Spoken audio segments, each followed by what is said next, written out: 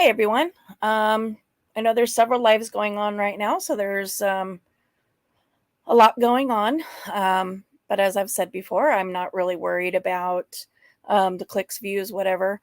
Um, Having live one on one conversation is always great, um, but it's not going to stop me from doing what I'm doing. Um, so we'll just kind of wait for a few and see if anybody pops in. Um, and then if not, I will just go forward with what I plan to talk about today, and people can just catch it on the replay.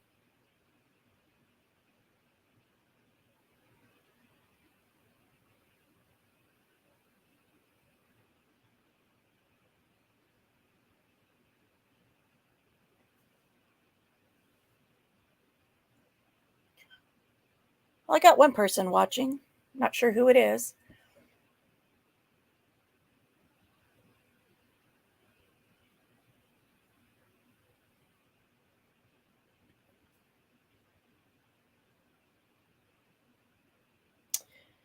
So, fair was rough.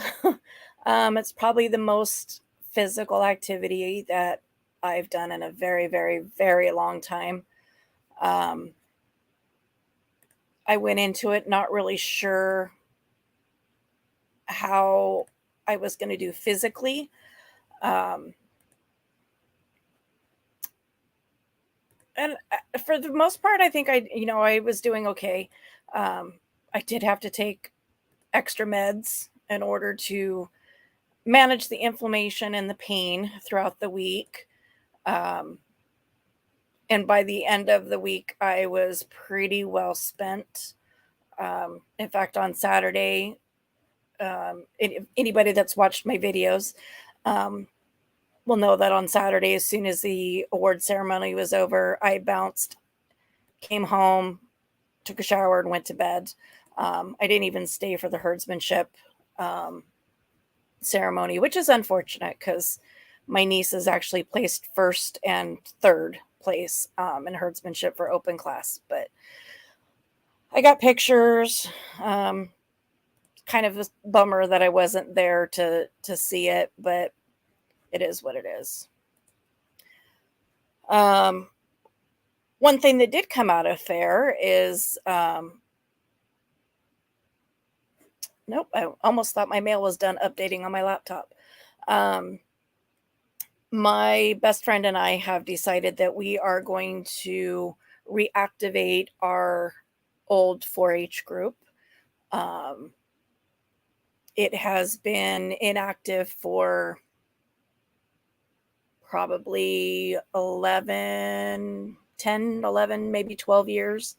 I'd really have to do the math to figure that out. But um, I'm not sure if it's a good thing or a bad thing, but when we talked to some people over in the 4 H building, they actually remembered our club.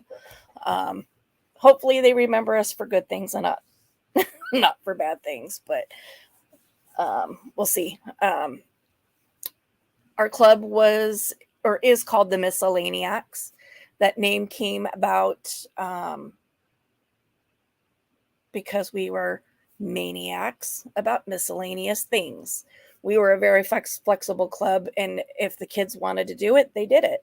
We didn't limit them, because we were just a rabbit club or we were just a sewing club or just a, whatever. If they wanted to do it, they showed interest in it, we did it. So walking around our fairgrounds, our club was like everywhere. Um, so hopefully it's a good thing that people remember, not a bad thing. Um, Kind of excited, but ambivalent at the same time about starting the club back up, but we'll see how it goes. Um, so my journey with herniated discs began, to the best of my knowledge, in 2007. Um, End of 2007, beginning of 2008, somewhere around in there. Um, in all likelihood, there had been some bulging discs for many years prior, um, but it had always gone undiagnosed until I actually experienced an injury. I'd had sciatic nerve issues on my right side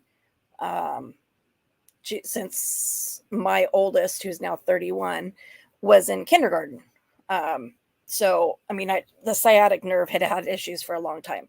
And chances are it was probably as a result of a bulging disc that had not been diagnosed. Hi, Tammy.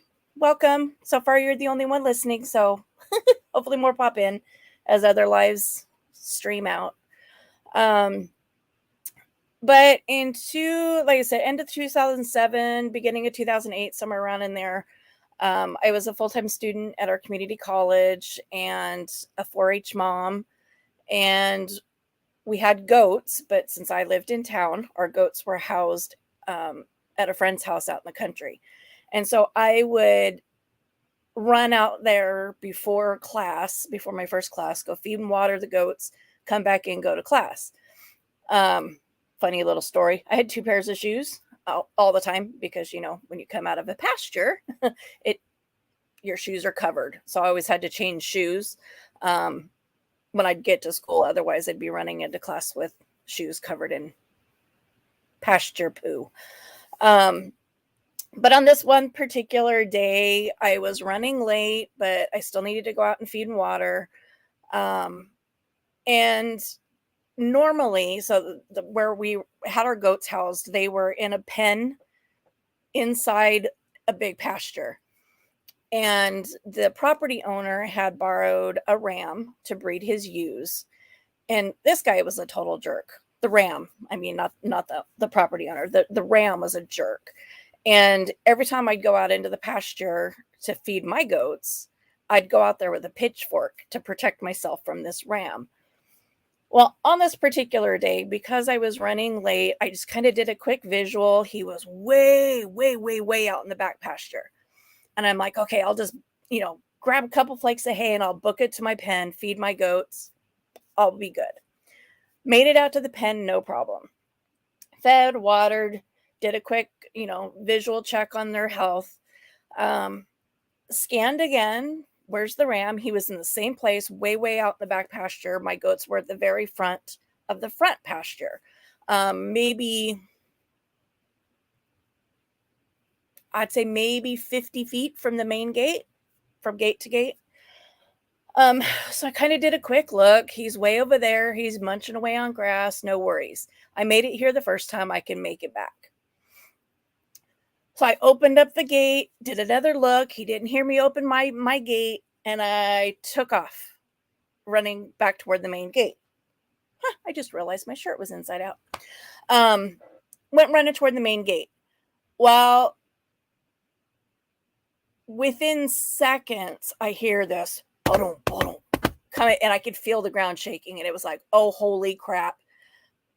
I seriously underestimated how fast a 4-legged animal could run and cover ground. Next thing I knew, bam, and he hit me right in the ass, head down, and nailed me. I flew through the air, and I landed hands first, and then hit my head on the ground. And of course, now I'm covered in crap. So I called my teacher, left a message on her machine, said, I got to run home, take a shower. I'll probably miss the first class. I'll be there for the second one.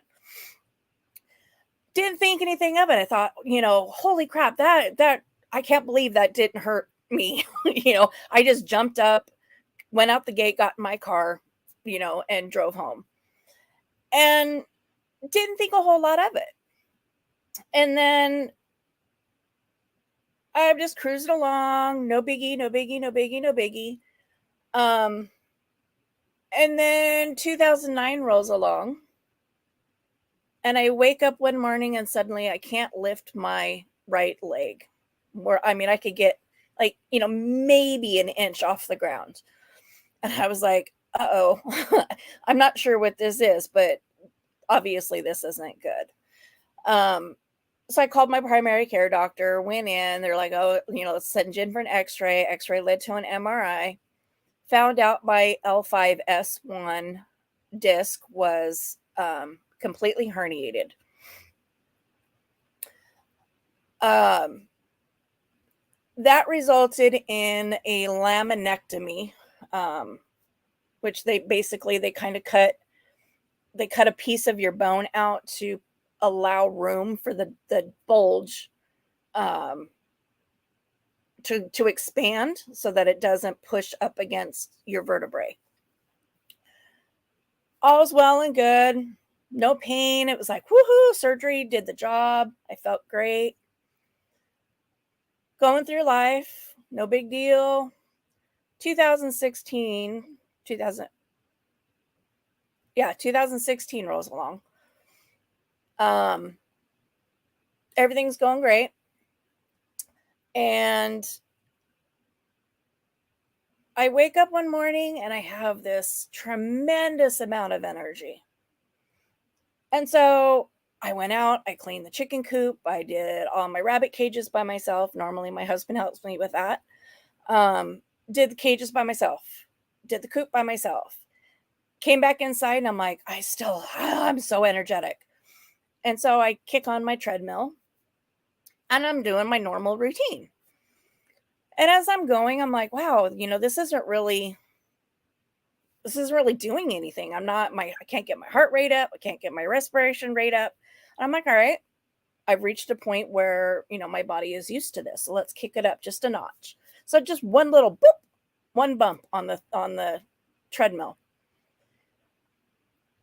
I did an hour and a half on my treadmill. No problems. Felt great. Jumped off the treadmill. Still had this massive amount of energy. So I started cleaning my house. Cooked dinner when the husband got home. Went about my day like normal. Woke up the next morning and I could not walk at all. Husband didn't go to work, but instead had to take me to the emergency room. Back I go for x-ray, another MRI. My L5-S1 is now completely herniated and I have nerve impingement on the L5 and S1 nerve root down the right side. So what that basically means is that, things are a little numb. They don't feel quite right. Let me take that back. That was in 2015. So I kind of dealt with that for that whole year, just kind of with some mild numbness and, some lower back pain. And we were treating that pain. And then 2016 is when I got into my car accident. It was April of 2016. I rear-ended a FedEx box truck doing 75 miles an hour down the highway. And I ended up underneath the truck up to my windshield. Due to what, Tammy? Which part?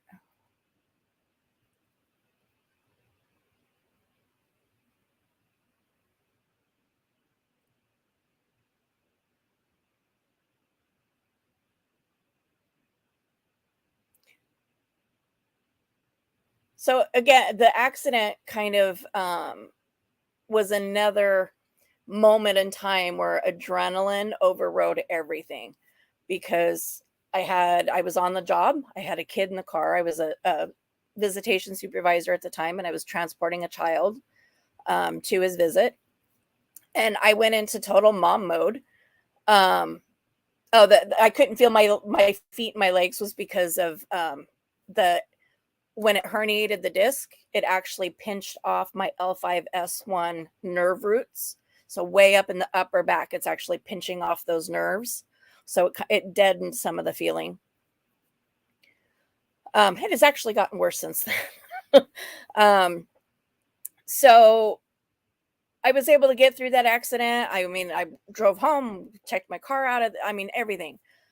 And about 3 days later, everything was like done. I couldn't feel, rather than having just like random numb spots in my leg, I couldn't feel anything below my knee. And so I was like, crap, okay, back to the emergency room we go. which I had to anyway, because technically I was on the job, so I had to do it for L&I anyway. So back to the emergency room I go. They do another MRI, another X-ray and MRI. So now not only is, as a result of my accident, not only is my L5S1 herniated, but my L4, L5 is now herniated courtesy of the accident. And then just kind of over time, age, degenerative disc disease, things that, natural progression of aging and having arthritis everywhere. My L3, 4, L4, 5, and L5, S1 are all now herniated. And I have nerve impingement on both sides. The odd thing is that it's actually different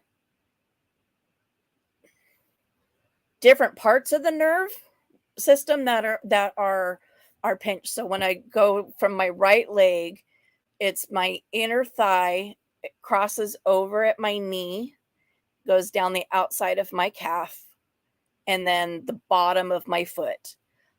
So the entire bottom of my foot is numb, and all 4 of my toes, except for my big toe, I have no feeling in. I can feel the top of my foot, but I cannot feel the bottom of my foot. On the left leg, which I started losing feeling in last year, it actually is the opposite. It's the outside of the thigh, crosses over, goes into the inside of my calf, and that's the top of the foot that is numb. And it's my big toe and the toe right next to it that I don't have feeling in. I have a little bit in that third toe, but not full. In fact, I think I broke my toe over Fair Week. Somehow or another, I managed to kick the back of a chair in the camper hard enough that my entire toe is purple. And I'm like, well, at least it's a toe I can't feel. It's not the first time I broke a toe on my right foot end of last year. And again, I was like, thank goodness it was a toe I can't feel. But I do tend to get injuries on my feet that I don't know are there until there's an outward sign, whether I've cut it and I notice blood on my sock, or I notice my foot bleeding, or suddenly, there's a big old bruise there and I'm like, oh, what did I do? Because oftentimes it is a part of the foot that there's no feeling in. Yeah, I know people are like, how'd you break your toe and you don't feel it? And I'm like, well, because I can't feel my foot. So the neuropathy, anybody that's diabetic, most people that are diabetic understand that neuropathy and the impact that has and how hard it is to be aware of where your feet are when you can't feel them. I have spent a lot of time since 2016 training myself how to walk and be aware of where my feet are, because if I don't, then my brain says, hey, your foot's on the ground, when it really isn't. And humans aren't meant to fly. We're supposed to have one foot on the ground at all times.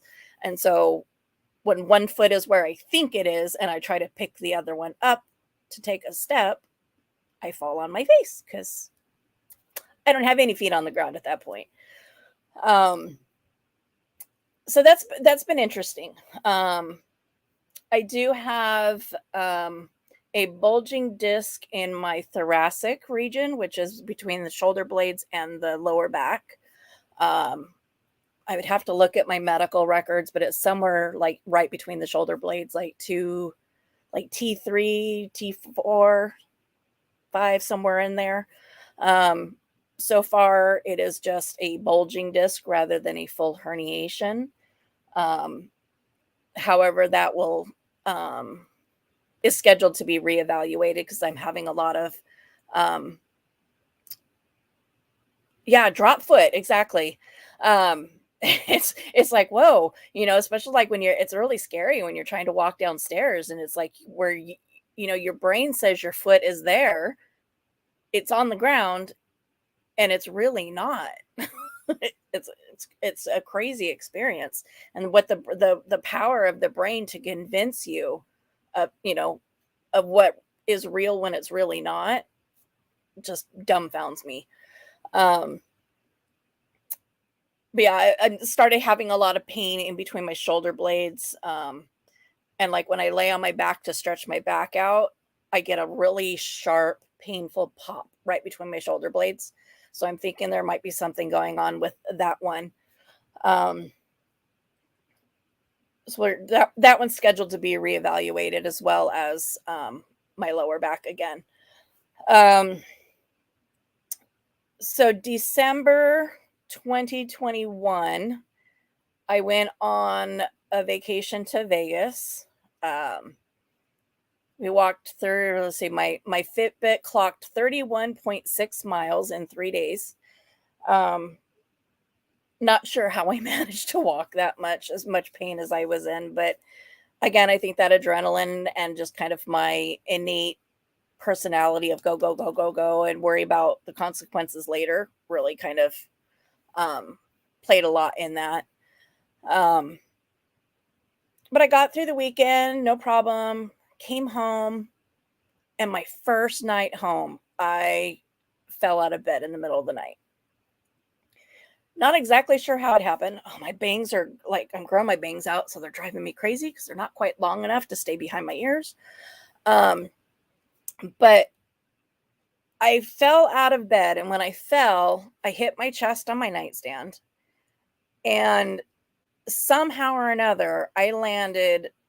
My bed was this way, and I landed this way with my head on the ground and my feet up on the bed, 90-degree angle to my bed. I can't for the life of me, as much as I love to dissect like car accidents and stuff to figure out, like, I like to try to figure out how the hell that happened. Um, I cannot for the life of me figure out how I fell out of bed and landed in the position that I did. But from that point moving forward, my neck was, it hurt and it was stiff, but it was manageable. And then I fell in April. Easter Sunday, had all the kids at the house, and I stepped down off the porch and into a hole that one of my dogs had dug. There's a gap in the memory of that fall. I mean, I remember stepping in the hole. I remember hearing my vertebrae. And then the next thing I remember was my head on the ground. I don't know if I hit my head on the ground when I fell or if I laid my head down after I fell. I don't have any memory of that. But needless to say, from that point moving forward, I've had difficulty turning my head to the right. I can go about a 45-degree angle to the right. And oddly enough, the week of fair, suddenly I was like, oh my God, I can turn my head to the right. And then the next day I couldn't. And then it was like, oh, I don't know. I couldn't figure out what I was doing that was making it so I could turn my head, nor could I figure out what I was doing that was making it so I couldn't turn it anymore. But I'm back to, I can go probably a little more than 45 right now, but I can't go with I can't fully look to the side again.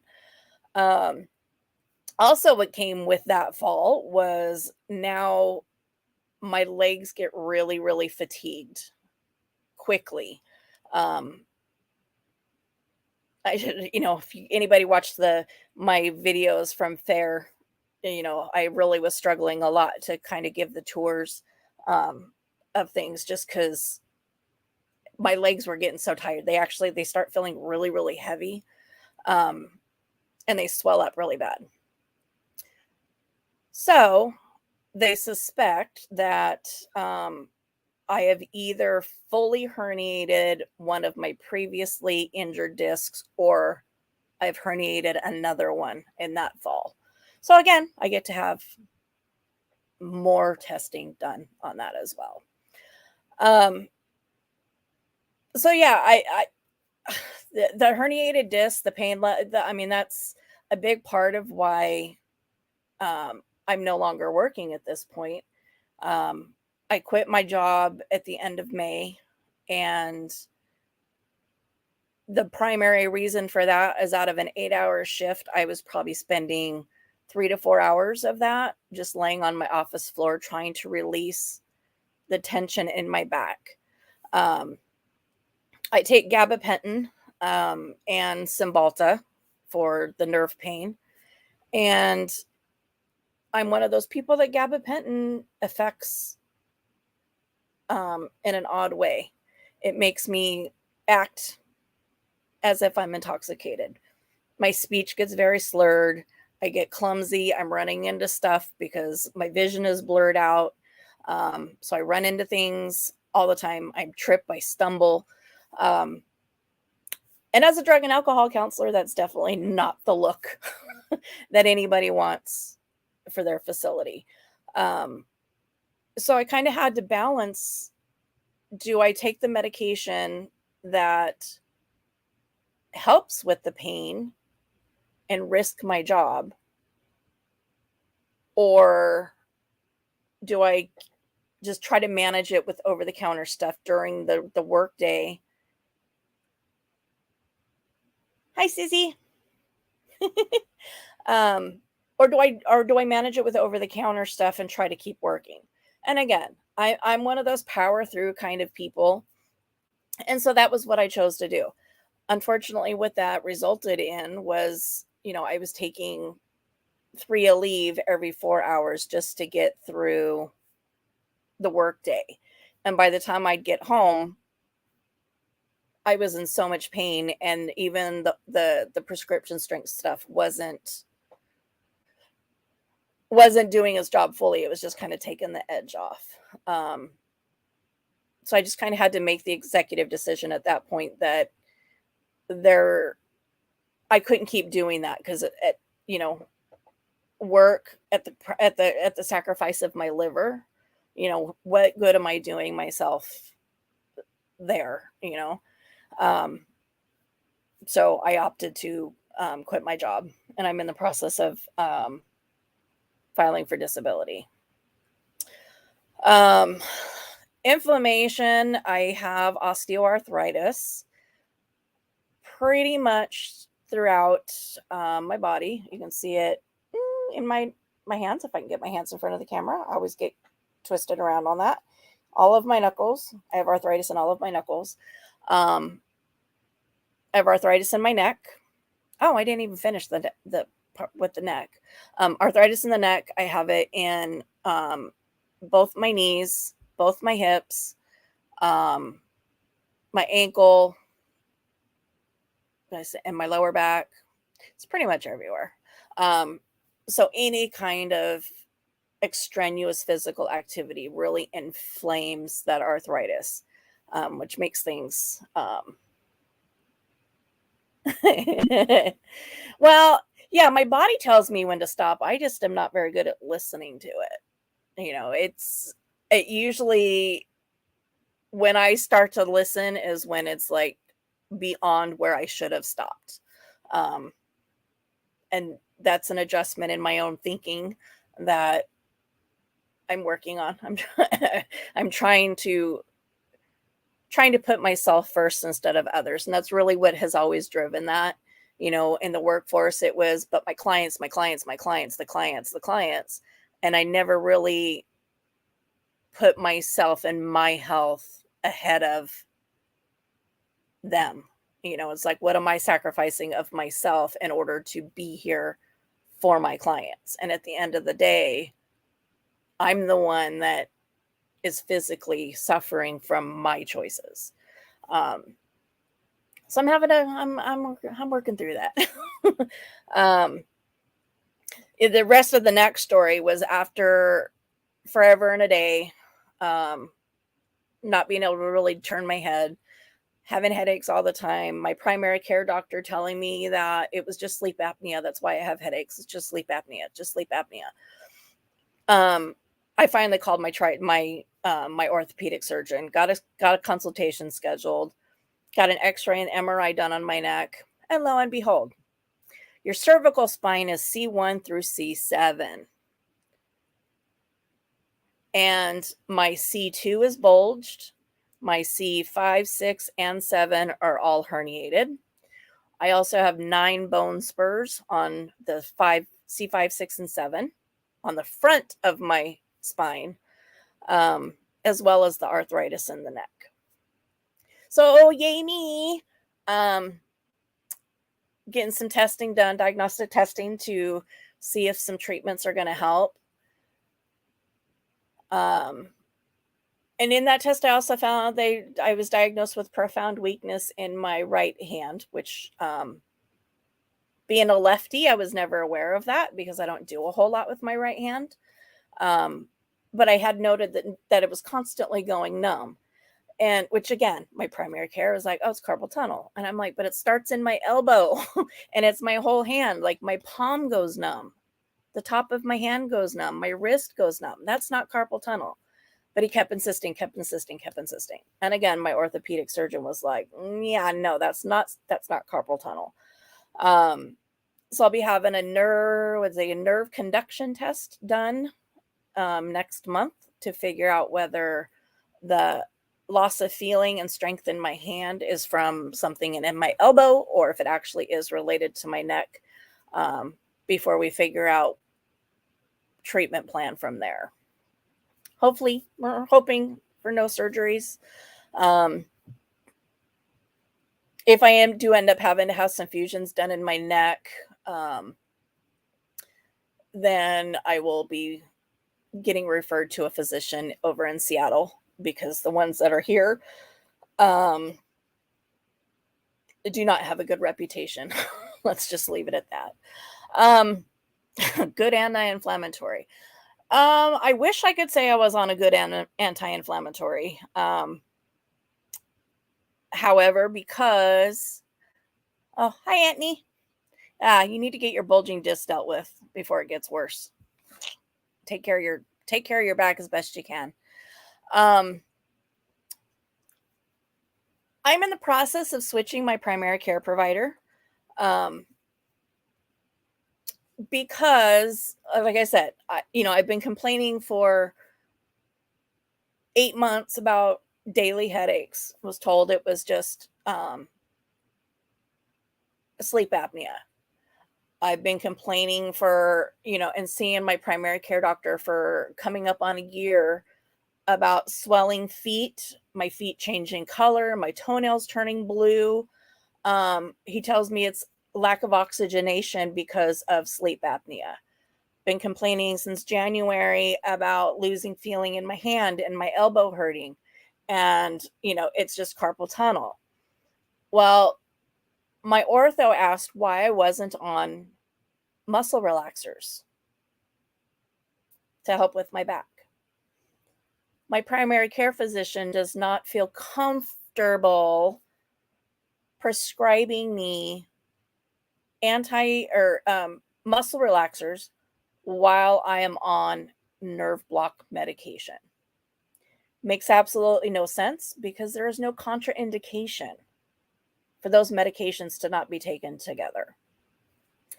So really, my PCP has got to go, because he is doing me absolutely no favors whatsoever. I do over-the-counter anti-inflammatories. Prior to Fair Week, I was able to get through most of my day. I would take an Aleve in the morning when I take my morning meds, and then one Aleve at night when I take my evening meds, and that was good enough. During the week of Fair, that was not the case. I actually had to double my gabapentin, and I added 2 ibuprofens to my Aleve each morning and each evening, just to kind of get through the course of that day. Glad to be home, so I can go back to my lower dosing of the anti-inflammatory stuff, because I know the impact that has on a person's liver. Uh, and I'm also hoping, of course, that, with a new doctor and somebody who might actually listen, that I have a better course of treatment to go. Because currently, all my current doctor wants to do is keep increasing my medications and keep increasing the doses and keep increasing the doses. And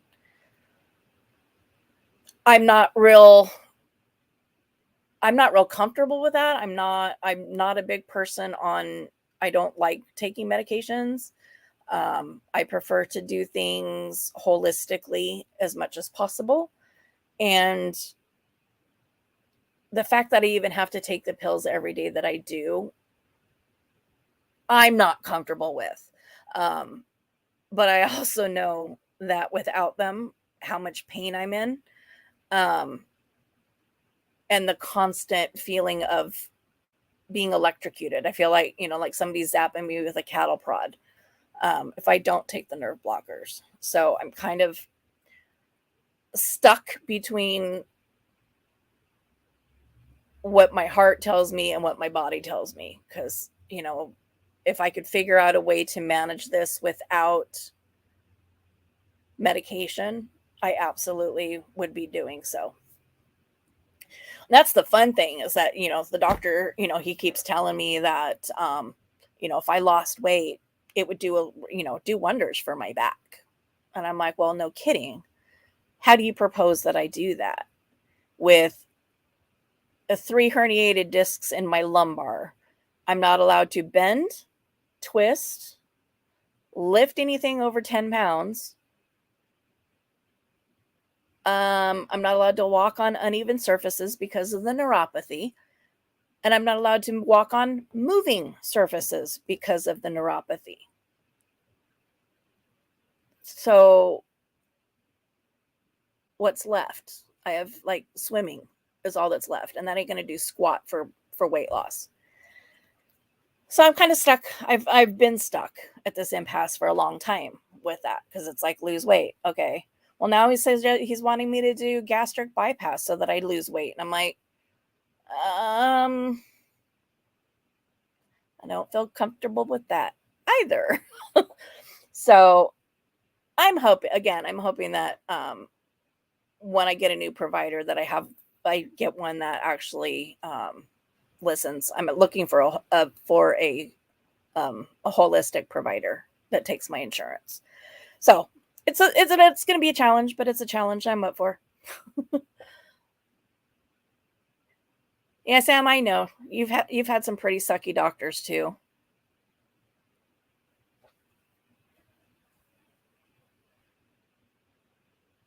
Yeah, I was like, when he told me that he didn't feel comfortable prescribing it, I was like, what? What the hell? Yeah, and another surgery. And I'm like, you know, I've talked a little bit on some of the other channels that I'm on about my GI stuff, and I'm like, I've got so many issues with my GI system. I until we get that figured out, I don't feel comfortable at all going in and cutting that part of my body up and making things worse. It just that logic doesn't make sense to me. I mean, I've been on this road for 20 close to 20 years trying to figure out what is wrong with my GI system. And I'm like, and you want to go in and alter that part of my system so drastically when I already have problems? I'm like, I don't think so. I don't think so. And and I'm trying to avoid surgery. If I'm like, if I felt surgery was always going to be the answer, I'd have been like, fuse my back, fuse my neck. Let's get this over with. Quit messing around with these, lower level procedures that just dull the pain. But, the problem is still there. Quit putting a Band-Aid on it. Just fuse it and be done. But I don't want the fusion. I'm trying to avoid the fusion because that totally screws up anything that I'm going to be able to do with my life. At this point, I can bear, it's hard for me to even drive because I can't look to the right fully. I have to like lean forward and like turn my head as much as I can to look out the rearview mirror to make sure there's nobody to the right of my vehicle. And by the time I drive somewhere and get home, now not only does my neck hurt, but so does my back. And it's like, it's not even worth driving anywhere. I'm like, forget it. I'll just stay home. Were you doctoring up your BlackBerry sticker? Yeah, I'm not, I mean, generally speaking, I'm not a big fan of, let's just put a Band-Aid on it and ignore the bigger problem. I'd rather just, go balls to the wall. Let's address the big picture. Um, and I would say probably 95% of the time that's how I approach things. Um, in the case with the herniated discs, I think I'm being a little bit more, I don't know if cautious is the right word, but ambivalent for sure. Because I know, I mean, if they fuse my lower back, I'm fused from L2 to S1. That is my entire lower back, which means I will not be able to twist in either direction. I won't be able to bend, which means I can't dress myself. I can't put my own shoes on. I can't drive. I'll never be able to drive again. I'll never be able to pick my grandkid up, and I'm not in a place where I feel okay with that yet. Same with the neck. I mean, it's such a big span, C5 to C7. I mean, that's this entire, back part of my neck, which means my neck won't go that way, won't go that way, won't go that way. I will be stuck. And so I'm not ready to go there yet, because while my quality of life right now is not what it could be if I didn't have these injuries, it is still better than what it would be if I was immobile. And that's where I would be if they had to do these fusions, is I would be immobile and I would have to have a caretaker. And I'm not ready for that. So I'm doing everything I can in the meantime to try to avoid having to have those surgeries.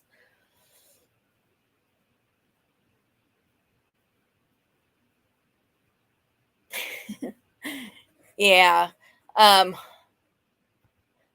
Emma's older, so I mean, she understands that, when I'm hurting, she can't jump on me. It's a little harder for the 4-year-old to understand that she's got to be careful. I do my best. And I still, I'm not supposed to pick. I'm not supposed to pick the 4-year-old up, but I do.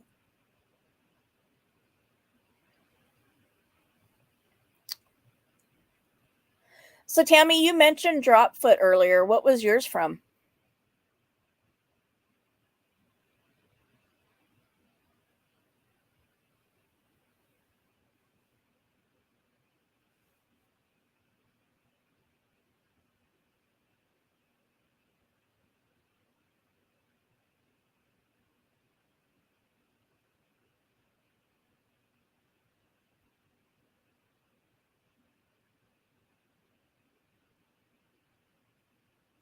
Some of those other chats are popping, popping.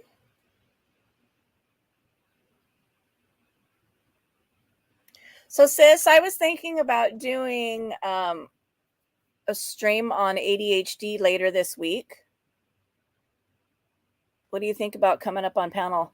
Oh, yeah, sciatic nerve. And honestly, like I said, when my oldest, which is Turbo Ranger, by the way, when he was in kindergarten, I went to, put my arms on the arms of a rocking chair and went to push myself up, and immediately that was when my sciatic nerve flared up. That was the first time ever.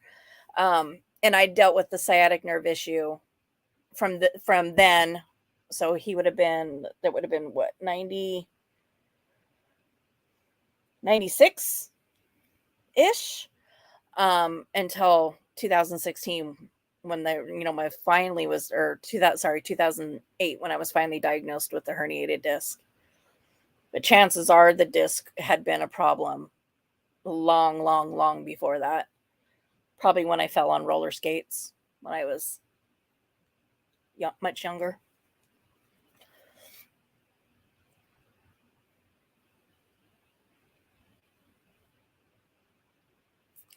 Yeah, AJ, I would agree.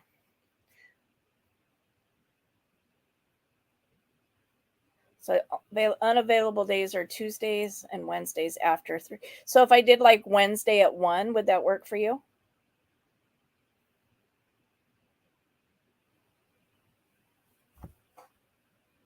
Yeah, that spinal tap did not did not do you any favors.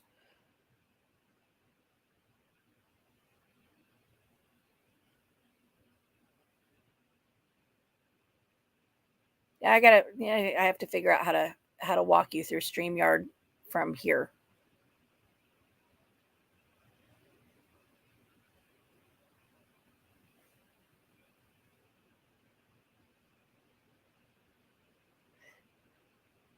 Tammy, do you know how you injured your sciatic nerve?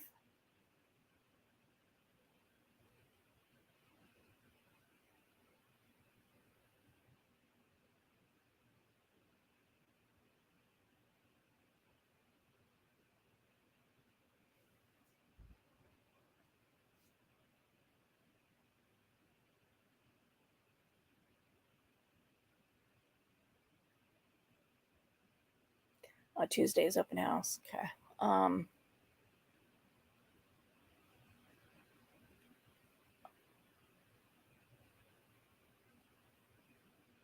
so you said you were unavailable Tuesday and Wednesday after 3, or is that you won't be available until after 3?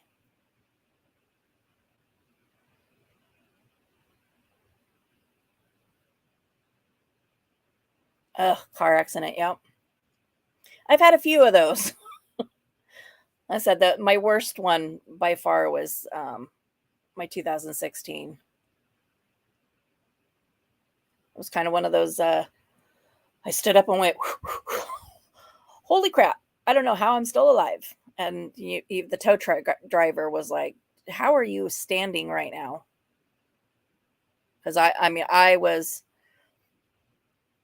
buried up to my windshield. It actually accordioned um, my hood and sheared off the top of my engine with his truck. So it was pretty major.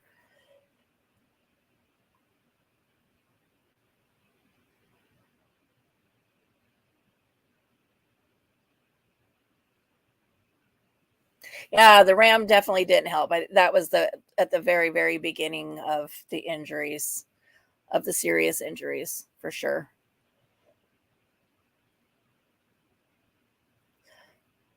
That's why, because I said, yeah, it all started with a four-legged ram. It all started with a ram. I got rear-ended by a ram, and people automatically assume like a Dodge Ram, and I'm like, no, a Dodge Ram probably would have done less damage.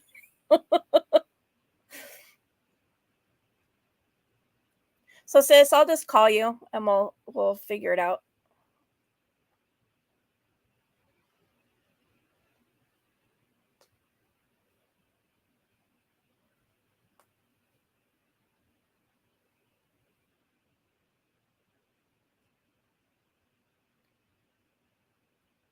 Well, it doesn't look like anybody else is going to pop in, so any of my subscribers will just kind of have to catch this on the replay. Um,